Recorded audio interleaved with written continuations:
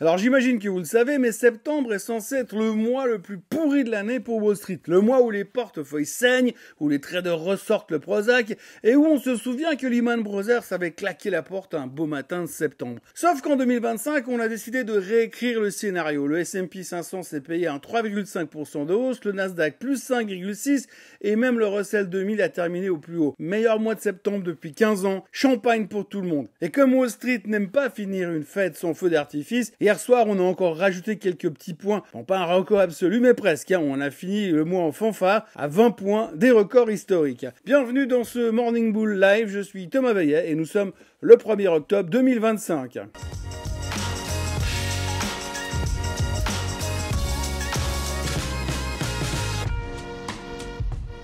Alors avant toute chose, ce que vous allez entendre et voir dans cette vidéo n'est pas un conseil financier, c'est mon avis, mon analyse et parfois mon humeur du jour. Par contre, si vous voulez comprendre la bourse, là, vous êtes au bon endroit. Ce matin, depuis 6 heures du matin, hors de Gland à Washington, c'est fermeture des bureaux pour tous les fonctionnaires inutiles. Et il y en a un paquet. Le Congrès et la Maison-Blanche n'ont pas réussi à se mettre d'accord et à minuit, shutdown.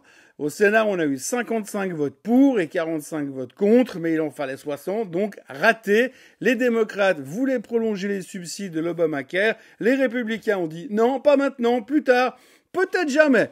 Traduction, personne ne cède, tout le monde s'accuse et 750 000 fonctionnaires peuvent se casser en vacances jusqu'à nouvel ordre, mais sans être payés, parce qu'il faut pas trop demander non plus. C'est la 15e fois depuis 1981, on dirait presque que ça devient une tradition américaine, Thanksgiving, Black Friday et shutdown. Alors, déjà, à la base, au juste, c'est quoi ce foutu shutdown? Ben, c'est assez simple, c'est quand la première puissance mondiale oublie de payer ses factures, et concrètement, on ferme les parcs nationaux, les musées, les agences fédérales, on met les fonctionnaires en congé forcé, sans salaire, ils seront payés plus tard, mais en attendant, que dalle, les services essentiels comme l'armée, les urgences, la police, les aéroports continuent de fonctionner, mais avec des employés qui bossent sans être payés. Bonne ambiance, il faudrait pas que ça dure trop longtemps non plus. Et puis, surtout, plus de statistiques économiques, plus d'emplois, plus d'inflation, plus de PIB. Powell et la Fed doivent donc piloter une période très compliquée pour la Fed en plein brouillard. Alors c'est vrai, c'est pas l'apocalypse, il faut le reconnaître, tout le monde le dit, c'est juste un énorme sketch politique qui coûte quand même 400 millions de dollars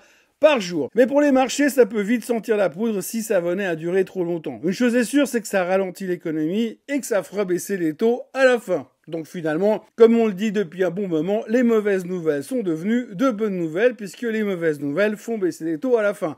Donc si le shutdown dure trop longtemps, c'est une mauvaise nouvelle. Donc c'est positif. Oui, c'est positif parce que plus ça dure, plus ça freine l'économie et plus l'économie ralentit, plus la Fed se dit tiens, allez, je vais baisser les taux pour stimuler un peu l'économie. Donc, paradoxalement, un shutdown prolongé, c'est presque un cadeau pour Wall Street, en ce moment, en tous les cas. Hier, en tous les cas, en attendant le rideau de fer budgétaire, tout le monde s'est jeté sur les jolts, puisque c'est un peu le dernier chiffre qu'on avait avant la fermeture du gouvernement. Résultat, eh bien, qu'est-ce qu'on apprend? Il y a un peu plus d'offres d'emploi, un peu moins d'embauches. En gros, ça confirme ce qu'on pensait. Le marché du travail commence gentiment à tousser et c'est confirmé. Et c'est aussi pour ça que le marché a fini en hausse hier soir, parce que finalement, ça veut dire que si l'emploi ralentit, on reprend ce qu'on vient de dire avant, eh bien, moins ça va bien, et plus ça va mieux, parce qu'on va baisser les taux à la fin. Et donc, ce chiffre des jolts qui était pas terrible, eh bien, pour Powell, c'est de la bonne musique, puisqu'à la fin du mois, il va se contenter de ça pour pouvoir savoir s'il baisse les taux, puisque normalement, les NFP, à ce rythme-là, ils sortiront pas vendredi. Donc, hier soir, les marchés ont terminé légèrement en hausse, on a été presque en pleine forme, j'avais l'impression. Mais bon, finalement, on a salué un très bon mois de septembre, puisque septembre devait être un mois cauchemardesque qui s'est transformé en paradis. Merci, monsieur Powell, pour ses baisses de taux, enfin, sa baisse de taux de 25 points de base et les promesses d'en baisser encore 2 fois d'ici la fin de l'année. Merci à l'IA pour ce mois de septembre qui reste la drogue dure de Wall Street, puisqu'à chaque fois qu'on dit intelligence artificielle quelque part dans le monde, un investisseur achète un call sur Nvidia. Autrement, aujourd'hui, je vous parle même pas de l'Europe, parce que ce matin, j'ai fait le tour des marchés du vieux continent et le seul mot qui revient à la bouche dans tous les commentaires boursiers qu'on peut trouver dans tous les médias, que ce soit à Paris, à Francfort, à Londres, à Zurich, c'est shutdown, shutdown et shutdown. Les Européens sont presque plus préoccupés par ce qui se passe à Washington que Trump lui-même. Bon, en même temps, Trump lui-même, il se préoccupe surtout de choper son prix Nobel de la paix et pas trop du shutdown. En attendant, ce matin en Asie, la Chine et Hong Kong sont fermés pour cause de fête nationale et le Japon tremble de peur. Le Nikkei est en baisse comme de 1%. La raison est économique, encore une fois, parce que le fameux Tankan, Le sondage de la Banque du Japon a montré clairement ce matin que les gros industriels japonais vont plutôt pas mal et quand l'économie va bien, la Banque du Japon a beaucoup plus de marge pour monter les taux en octobre. Résultat, le yen se renforce et les exportateurs trinquent. Parfois, comme quoi, des bonnes nouvelles économiques, c'est aussi une mauvaise nouvelle pour la bourse. Autrement, matière première, l'or est toujours au top, il se balade autour de 3900, et puis le pétrole est toujours sous pression pour les mêmes raisons qu'hier. Ouverture du robinet de l'OPEP, etc., etc. Ce matin, le WTI est à 62,50. Et à noter que le support technique dans le range latéral dans lequel le baril se trouve en ce moment se trouve à 61,50. Le Bitcoin, lui, est à 114 500 et le 10 ans offre un rendement de 4,15%. Dans les grosses nouvelles du jour, on apprend que Warren Buffett veut racheter la division chimie d'Occidental Petroleum pour 10 milliards. Bon, le seul problème, c'est qu'il possède déjà 28% d'Occidental Petroleum. Autrement dit, il va s'acheter plus ou moins la moitié à lui-même. C'est une rumeur qui circule dans le Wall Street Journal, mais comme le Wall Street Journal est super bien informé en général, ça devrait se confirmer dans les jours qui viennent. Et puis on peut parler de Nike qui a publié des résultats qui étaient ni catastrophiques et qui offraient pas non plus une résurrection de la société, un chiffre d'affaires de 11,72 milliards en hausse de 1%, un bénéfice par action de 49 cents par action, des marges en recul à 42,2% et des tarifs douaniers qui coûtent 1,5 milliard alors qu'on nous avait annoncé 1 milliard il y a 3 mois en arrière. Alors, grosso modo, malgré tout, le CEO a déclaré que le redressement ne serait pas linéaire, mais la bourse a entendu le mot redressement. Résultat, le titre prenait 4,5% after close. Depuis janvier, le titre est toujours en baisse de 8%. Mais ce qu'il faut retenir surtout dans la publication des chiffres de Nike, c'est qu'ils n'ont pas vraiment raté leur coup hier soir, mais ils n'ont pas non plus prouvé qu'ils sont de retour. Mais il y a de l'espoir. Nvidia, plus 3%, nouveau record historique hier soir et une market cap de 4500 milliards de dollars depuis janvier, plus 39%. Nvidia n'est plus une action, c'est une religion. Et hier soir, elle montait, on ne sait pas trop pourquoi, mais en tous les cas, elle montait et encore très fort au plus haut de tous les temps. Et puis il y a Tesla. Alors, ça fait un moment qu'on n'avait plus trop parlé de Tesla. Et ben là, ce matin, on dirait que les investisseurs de Tesla sont en mode hyper optimiste avant les chiffres des livraisons du troisième trimestre. Les chiffres qui sortiront demain, jeudi.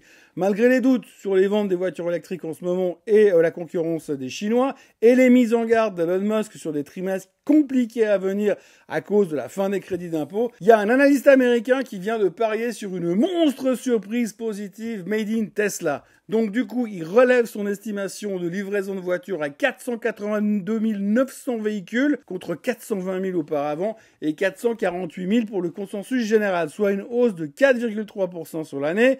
Et du coup, il passe son objectif de cours, alors attention, de 333 $ à 490, ce qui ferait encore 11% de performance par rapport au niveau actuel. Au passage, on notera que Tesla a déjà gagné 32% sur le mois de septembre, son meilleur mois depuis novembre 2024, où ils avaient fait 38,2%. Pourvu que ça passe, parce que si ça casse, le retour sur Terre sera moins smooth que celui de SpaceX. Bref, malgré les nuages, Wall Street croit que Tesla va encore surprendre, et comme toujours, avec Musk, ça passera ou ça cassera. Et maintenant, on attaque le Q4, le quatrième trimestre de 2025. Historiquement, c'est le meilleur trimestre de l'année, plus 4,2% en moyenne depuis 1950 et 80% de chances de terminer positif sur le trimestre. Sauf que Powell est désormais sourd et aveugle, il est privé de statistiques, enfin de certaines statistiques. Donc en attendant, il faudra se contenter des PMI manufacturiers, de l'inflation en Europe et aux États-Unis, encore de pas toutes les inflations, et de l'ADP, parce que chez eux, on paye les salariés pour sortir les chiffres, puisque eux, ils travaillent. D'ailleurs, on les aura tout à l'heure. Bon, après, même s'il est aveugle, il va quand même baisser les taux à la fin du mois, et on va continuer à parier là-dessus. Pour le moment, les futurs américains sont en baisse de 0,5% à cause du shutdown. 0,5% à cause du shutdown. Waouh! C'est encore une magnifique opportunité pour buy the dip. Voilà, donc le shutdown est en place. Tout le monde se dit que ça va bien se passer et qu'au pire, la Fed baissera les taux. D'ailleurs, ce matin, l'Europe a l'air assez stable malgré l'annonce. On va donc se concentrer sur les news qui viennent de Washington en espérant que le shutdown ne dure pas trop longtemps, même si on tuerait bien volontiers pour une nouvelle baisse des taux en urgence pour soutenir l'économie. N'oubliez pas de vous abonner à la chaîne Swissquote en français, de liker cette vidéo, de commenter, de partager, etc., etc. Et moi, comme d'habitude, je vous retrouve demain à la même heure et au même endroit pour un nouveau Morning Bull Live. Très belle journée à tous. Bye bye!